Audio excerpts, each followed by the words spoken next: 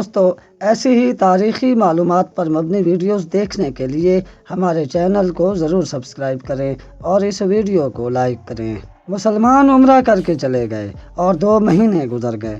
ان 2 مہینوں میں خالد پر خاموشی طاری رہی، لیکن اس خاموشی میں ایک طوفان پرورش پا رہا تھا۔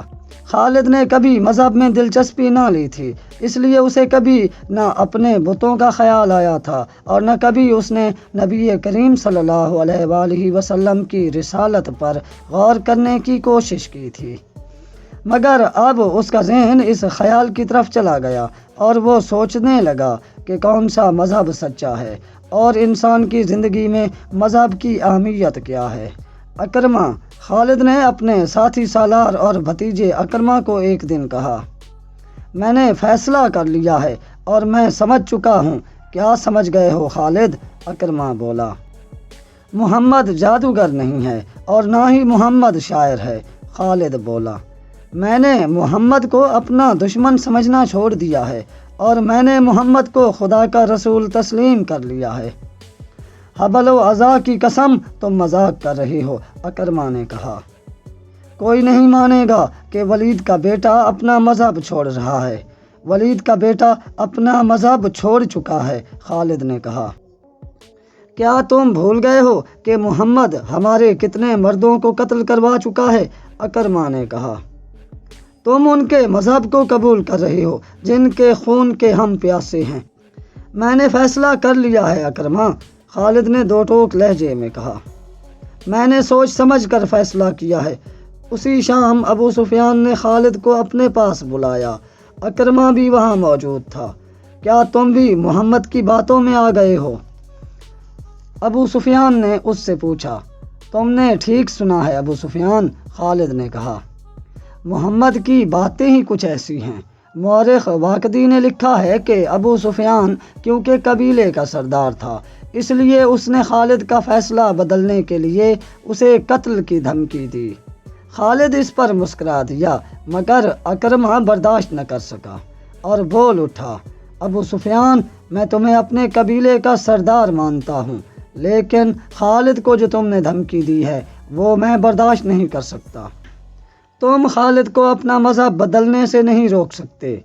اگر تم خالد کے خلاف کوئی کارروائی کرو گے تو ہو سکتا ہے میں بھی خالد کے ساتھ مدینہ چلا جاؤں۔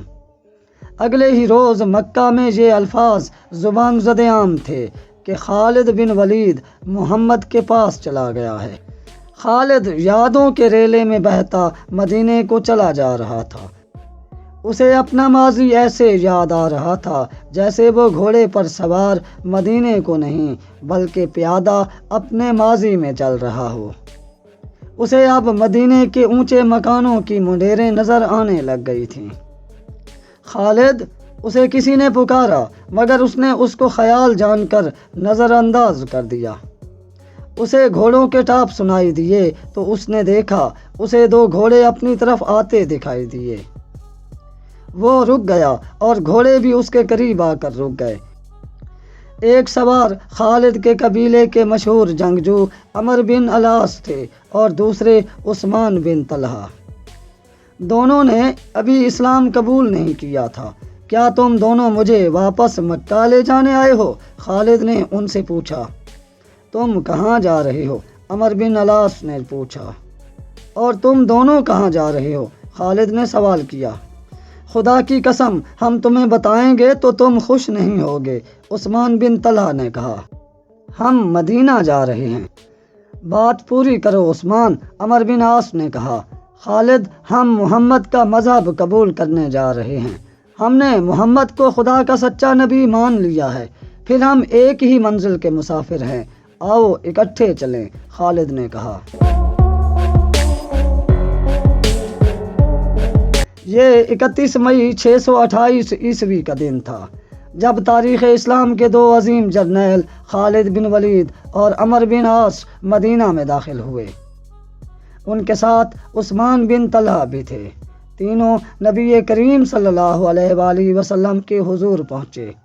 سب سے پہلے خالد بن ولید اندر گئے اور ان کے پیچھے عمر بن عاص اور پھر عثمان بن طلحہ اندر گئے اور تینوں نے اسلام قبول کرنے کی خواہش ظاہر کی۔ رسول اللہ صلی اللہ علیہ وآلہ وسلم اٹھ کھڑے ہوئے اور تینوں کو باری باری گلے لگایا۔ شہیدوں کو دل سے اتار دیں، ذہن سے ان کا نام و نشان مٹا دیں۔ یہ زمین جو خدا نے ہمیں شہیدوں کے خون کے صلے میں عطا کی ہے، اگر گردن اکڑا کر یا بادشاہ بن کر چلیں گے تو ایک دن ذہن کے کسی گوشے سے شہید اٹھیں گے اور بادشاہت کا نشہ اتار دیں گے۔ جس نے شہیدوں کے خون سے بے وفائی کی وہ شاہ سے گدا ہوا، کیونکہ اس نے قرآن کے اس حکم عدولی کی کہ شہید زندہ ہیں، ان کو مردہ مت کہو۔ عرب ملک مصر میں ایک گمنام سا مقام ہے جس کا نام موتا ہے۔ اس کے قریب سے گزر جانے والوں کو بھی شاید معلوم نہ ہوتا ہوگا کہ وہاں ایک بستی ہے جس کی حیثیت چھوٹے سے ایک گاؤں سے زیادہ کچھ بھی نہیں ہے، لیکن شہیدوں نے اردن کے بادشاہ کو اپنی زندگی اور موجودگی کا جو انہیں اللہ نے عطا کی ہے احساس دلا دیا۔ وہ جس معرکے میں شہید ہوئے وہ 13.5 صدیاں پہلے یہاں لڑا گیا تھا۔ پھر یہ مقام گزرتے زمانے کی اڑتی ریت میں دبتا چلا گیا۔ کچھ عرصے سے موتا کے رہنے والے ایک عجیب صورتحال سے دوچار ہونے لگے۔ آج بھی وہاں رہنے والوں سے پوچھیں تو وہ بتاتے ہیں کہ ان کو خواب میں 1350 سال پہلے شہید ہونے والے چلتے پھرتے نظر آتے ہیں۔ کفار کا ایک لشکر آتا ہے اور مجاہدین اس کے مقابلے میں جم جاتے ہیں۔ ان کی تعداد تھوڑی ہے اور کفار کا لشکر ایک سیلاب کی مانند ہے۔ معرکہ بہت خون ریز ہے۔ یہ خواب ایک دو نہیں بلکہ وہاں کے بہت سے لوگوں نے دیکھا ہے، اور کسی نہ کسی کو یہ خواب ابھی بھی نظر آتا ہے۔ یہ لوگ پڑھے لکھے نہیں، ان کو معلوم نہ تھا کہ 13.5 صدیاں پہلے یہاں حق و باطل کا ایک بہت بڑا معرکہ لڑا گیا تھا، مگر ان کے خوابوں میں شہید آنے لگے۔ جب یہ خبر ایوانوں میں پہنچی تو تب یاد آیا کہ یہاں مسلمانوں اور عیسائیوں کے درمیان ایک بہت بڑی جنگ لڑی گئی تھی۔ یہ عیسائی عرب کے باشندے تھے۔ شہیدوں نے اپنی موجودگی کا ایسا احساس دلایا کہ اردن کی حکومت نے ان کی یادگار کے طور پر ایک خوبصورت مسجد تعمیر کرنے کا حکم دیا۔ مسجد کی تعمیر 1868 عیسوی میں شروع ہوئی تھی۔ اس جنگ میں 3 سپہ سالار زید بن حارثہ، جعفر بن ابی طالب اور عبداللہ بن رواحہ یکے بعد دیگرے شہید ہو گئے تھے۔ ان تینوں کی قبریں موتا سے قریباً 2 میل دور ہیں اور ابھی تک محفوظ ہیں۔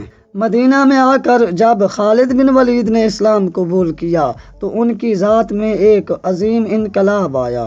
3 مہینے گزر گئے تھے۔ خالد زیادہ تر وقت نبی کریم صلی اللہ علیہ وآلہ وسلم کی خدمت میں رہ کر فیض حاصل کرتے رہے، مگر ان کو ابھی اپنی عسکری صلاحیتیں دکھانے کا موقع نہیں ملا تھا۔ وہ فن حرب و ضرب کے ماہر سالار تھے۔ ان کا حسب و نسب بھی اونچا تھا، لیکن انہوں نے سالار ہونے کا دعویٰ نہ کیا۔ انہوں نے خود کو سپاہی سمجھا اور اسی حالت میں ہی خوش رہے۔ آج کے شام اور اردن کے علاقے میں اس زمانے میں قبیلہ غسان آباد تھا، جو اس علاقے میں دور تک پھیلا ہوا تھا۔ یہ قبیلہ طاقت کے حساب سے زبردست مانا جاتا تھا، کیونکہ جنگجو ہونے کے علاوہ اس کی تعداد بھی بہت زیادہ تھی۔ اس قبیلے میں عیسائی بھی شامل تھے۔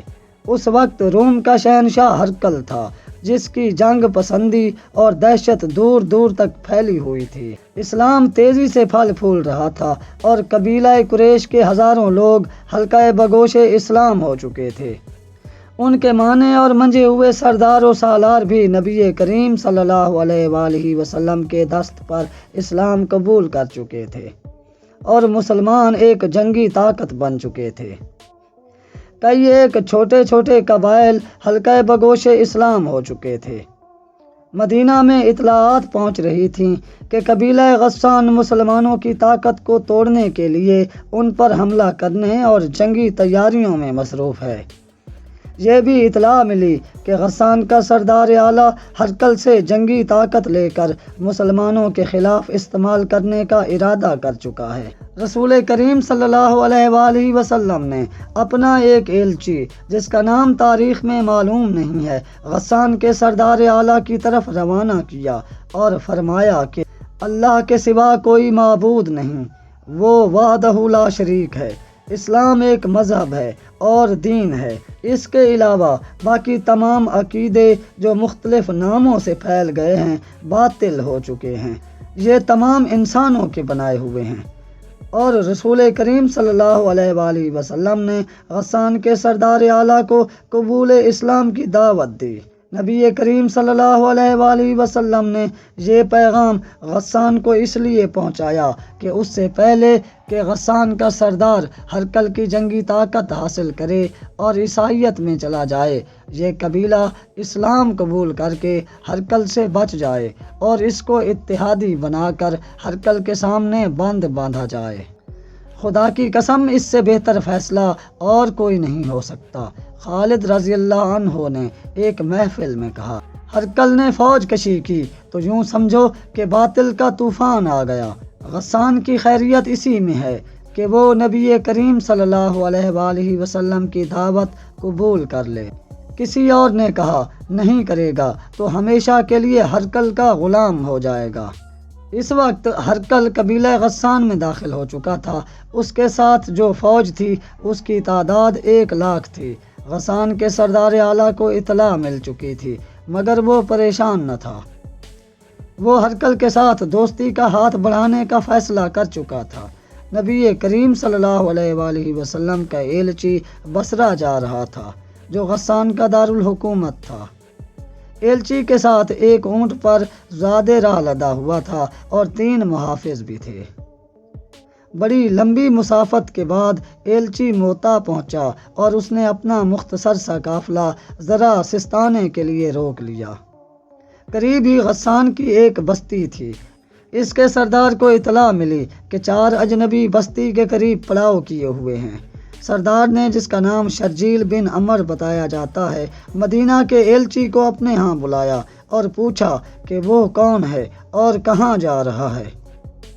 میں مدینے کا ایلچی ہوں اور بصرہ کو جا رہا ہوں، ایلچی نے جواب دیا۔